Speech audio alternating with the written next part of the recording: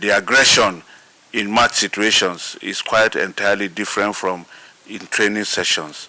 Based on the operation that was done, she cannot use it to play any game until after 12 days. Played for Leicester City. I started my UEFA B. It's something that, like, I've coached youth teams before. I coached the under-12s at Leicester on the women's side, and I just feel so much fulfillment in like young player development. I don't necessarily know what I'm going to do with it yet, but for me, hang on, thank you. No, that would be too much of an ask for me. Like I said, I like youth development, and do you know why? Because I always say that football is a driver for so much more, and that's what it's been in my life anyway.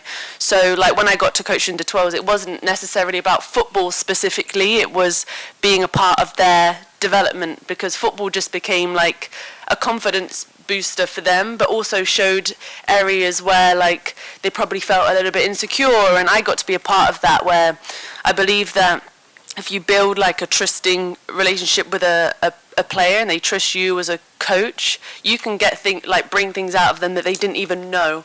And I'm hoping like going forward I can be a part of, whether I'm coaching a youth team or in some kind of management position, I just know the power of football and sport to impact a young person's life and their trajectory going forward. You know, there's so many stats out there that say that so many kids drop out of sport altogether, never mind football, so young, based on self-esteem issues. So yeah, I would love to have an impact on that, and I was lucky enough that I got to do coaching in the UK and in the Middle East, getting that qualification. So it was nice to be, even like having I had to like coach some girls who couldn't speak English, they only spoke Arabic, but like football is a communication lesson in itself. So it was, again, very fulfilling and a good learning lesson for me.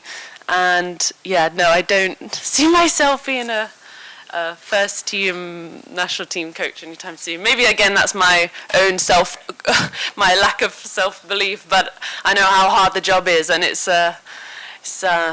too much pressure for me. She sustained an injury at hand, and the doctors gave a medical advice based on the operation that was done on her hand, that she cannot use it to play any game until after 12 days. She cannot use it to play any game until after 12 days. And I think it will not be wise for us to go against medical advice, because, you know, her colleagues, her teammates understand the situation. We allow her to train a little bit because we have the expectation that she can still be useful going forward. And even at that, her teammates are very cautious of that. You know, when it's against an opposition, somebody could deliberately target that, and then the aggression in match situations is quite entirely different from in training sessions.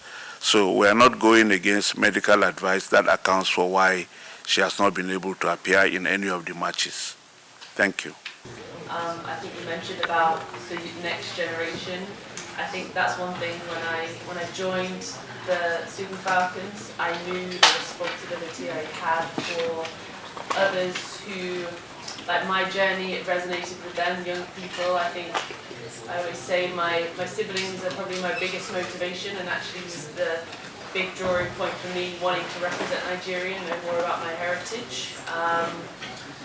And yeah, I think like we obviously now we're in a privileged position, the current players on the team, we get to continue paving the way that so many players beforehand paved for us, and we hope that the next generation, like we have young players that are on the team this year, and they've settled in really well, they've performed really well, and it's nice to see that they'll become like the next ones that stay in the team for however many years. So it's just nice. I'm part of something that's existed way before myself and will exist way after. So just to play a small part in that is a huge privilege for sure.